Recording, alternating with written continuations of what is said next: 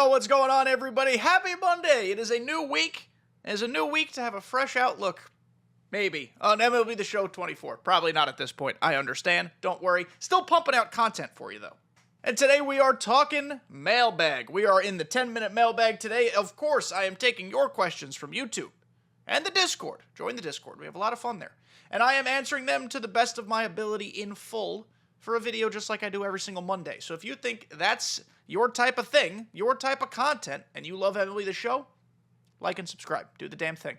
Quick little public service announcement that I'm putting in all my videos this week. Next Tuesday, June 25th, is the 200th episode of the show, the podcast. I can't believe it either. So make sure you don't miss that. We'll have Nutsy Poo, Scan, and D3structive Dude as guests on the podcast. The first ever multi-guest episode. We had a great conversation. It's already recorded, already edited. It's good to go. I can't wait for you guys to see it. But back on subject, let's get to your questions. This is the 10-minute mailbag. We're putting 10 minutes on the clock, as we do here in this place, this channel, this universe. And we're going to start. So 3, 2, 1, 4 questions coming up, by the way. Begin. Our first question from Alpha Predator. It's been a while, Alpha. How you doing? I just have a quick question. That's allowed. Now that NCAA has become the first sports title to be current gen exclusive, someone confirm that for me. Not saying you're lying, but I don't keep up with it, so I'm not sure. Do you think the show will follow suit next year? Love the vids. Keep them up. Well, I appreciate you. Thank you very much. We are also very hopeful that MLB The Show 25 will be current gen only. We were pretty hopeful that MLB The Show 24 would be current gen only. Yet here we are. It is June, and this game was not current gen only. Here is the problem. I don't know how EA goes about making decisions. I applaud EA for saying, you know what? Let's just only put it on the current consoles that are new right now. At a recent earnings call, or a semi-recent earnings call, Sony talked about, or kind of shed light on the fact that there is still a large chunk of their player base playing on old gen, PS4. And because of that, you would argue that Sony would lose money if they went to current gen only. And now, I hear you people in the back saying, well, if you took it off old gen, you'd force people to buy the current gen. You might not be wrong. I also think there was a hesitance when the new current systems first came out to buy them because they were so hard to get, at least PS5 was, and so the prices were all the way jacked up. I think there's still the notion or the misconception that the prices are still way jacked up. I think they're a lot more available now. I don't think that's entirely true. Plus, the PS5 Pro or whatever it's called should be coming out in the future. That would create an influx of even more readily available systems. I don't know what the price point will be on that. I don't know if it's going to be the same as a PS5 or a little more. TBD. Not sure. I will be buying it, though. Excuse me as I keep talking and get something out of my eye. Sorry. We do this live here. This is a roundabout way to saying I would be stunned if MLB The Show 25 was current gen only. I would be pleasantly surprised if it if it skipped PS4 and the old Xbox and was only current gen, because we're running out of time on current gen, and it's going to be old gen itself pretty soon. This game is in desperate need of some improvements in a lot of different areas. Personally speaking, graphics don't matter a ton to me. I'm more concerned with content and gameplay, though I understand why the community at large sees this game and says, wow, it really needs graphical improvements. I understand that. It's the same way I don't play Pokemon for graphics. I play Pokemon to play Pokemon. I play MLB The Show to play baseball. But I see where the question comes from. I see where the thought process comes from.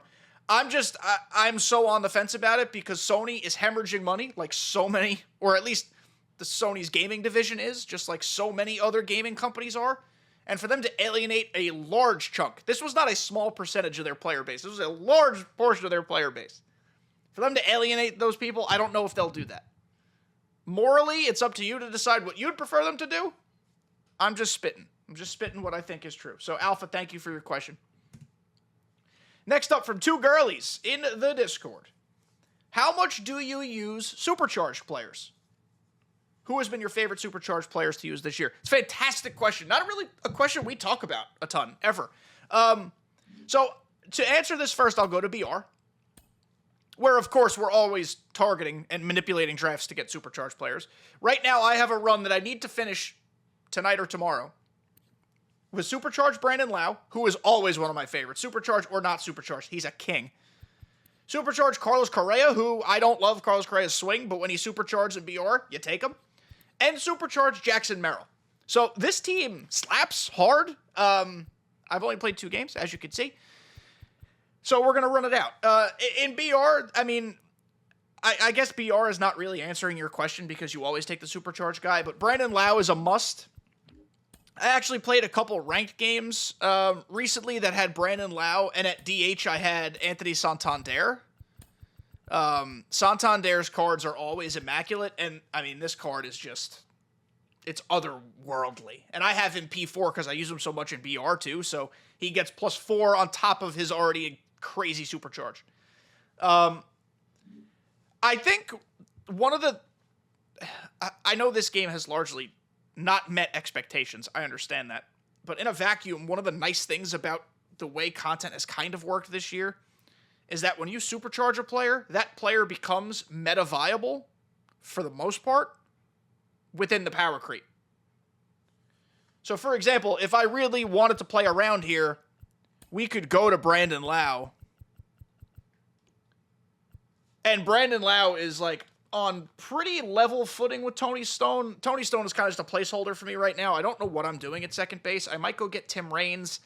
I might just wait for the next content drop. I don't know. But either way, if you like contact, you play a player like Tony Stone. If you like power, you play a player like Brandon Lau. But you see what I mean? They're semi-level-ish footing. Brandon Lau supercharged right now at P3 is a 94. Tony Stone, the way I have her, is 92. Like, I enjoy the fact that live series supercharges are actually viable. Last year, that was kind of hard because every 99 was so friggin' juiced that even live series supercharges lacked significantly in vision or speed or fielding. But now with the way everything's kind of, things are imbalanced if we're being honest. But again, within the vacuum, the way everything is balanced, the supercharges work. So that's a great question. I never really thought about talking about it more, but that's a fantastic question. I hope that was insightful for people. Next question from Amber. Any tips on getting enough stubs to finish live series? I'm Freddie Freeman away from the Dodgers, and I need the Yankees, the Braves, and that's about it. Amber, some of the people in the comments, and these people were not incorrect, mind you, said just flip. I understand they were intending to help. I hate the response, just flip. Because some people don't want to flip. Some people don't want to play a minigame. Let's be honest, some people just want to play baseball. So my advice to you, and I mostly do this the second the game drops, as soon as I get any reward that's sellable, it is sold. I am racking up stubs and focusing on live series first, and then I go back and earn and buy back cards. So for example here, when this event came out, which it's ending Friday, by the way, I was able to get to Lubab La Pantera pretty quick. I was able to sell him for like 55K. Technically speaking, you should always be selling your event rewards because you can get them in rewind packs later on. So even if you got them now at 30K, I'd probably recommend just selling them. And I'm pretty sure Freddie Freeman, and that's, this is a one-to-one example that might not apply to you personally. You might have already gotten Lubab, and that's fine. I'm just kind of making a point here. Freddie Freeman is 70K. All right, so if I had sold my Lubab for 55, calculate tax, whatever, let's just say ballpark 50K, I would be nearly there to Freddie Freeman just by achieving that one thing. So that is always my suggestion. If your goal is to finish live series, focus on it.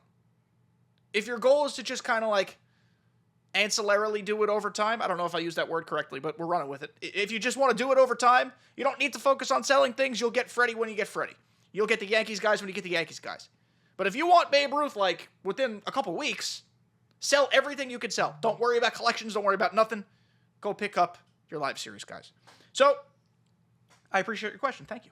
And we have one more today. It's kind of a jokey question, but it's a fun one nonetheless, and it's worth talking about. From Scott, are Cubs fans rich? And the targeted pay-to-win SDS crowd this year. Yet another Cub locked behind a pack. My boy Scott is, of course, talking about chase card Christopher Morel. And first of which, if you're a Cubs fan, I understand why you want this card. If you're a fan of anybody else, you don't need this card. It's $93K. It's not that good. I mean, like, I'm talking about needing a second baseman. Theoretically, he'd be an upgrade, but it's just a boring chase card. It's Christopher. Where are all these new legends? Where's Paul O'Neill? Where's Bernie Williams? Where's all these new guys? I digress. Scott is, of course, going back to the point of which it seems like every single good Cub has been behind a paywall. Shota Imanaga, he was a chase guy. There was a Chris Bryant in a pack. There's been that barely scratches the surface. Pete Crow Armstrong has been in a pack. That pitcher dude, that doesn't help anybody. There's a ready pitcher guy. He was in a pack. Basically, any Cub you can think of any significance has been in a pack. Kind of strange. I don't know if it's intentional. Someone must hate the Cubs. I don't know. But yeah, Cubs fans, I'm sorry. I don't know how to answer this because this is kind of shiesty for you. And listen, as a Yankee fan, I can relate a little bit to, like, Cubs have a lot of legends. Cubs have a lot of good cards. Yankees have a lot of legends. Yankees have a lot of good cards. So inevitably, those cards are going to be dispersed into a lot of different places. But, like, they shouldn't all be chase pack paywalls. I just hit something over there. Don't worry. We're fine. Don't be alarmed. They shouldn't be chase pack paywalls. That's just, it's so silly willy. This card could have been a headliner because it looks like a headliner. It doesn't even look like a chase card. And that'll do it, ladies and gentlemen, for another 10-minute mailbag. As always, thank you guys for tuning in. I love you so much. We're on the road to 4,000 subscribers, by the way. We might even hit it this week. We're so damn close. Hit the button if you're unsubscribed and love me. Thank you, guys. See you next time.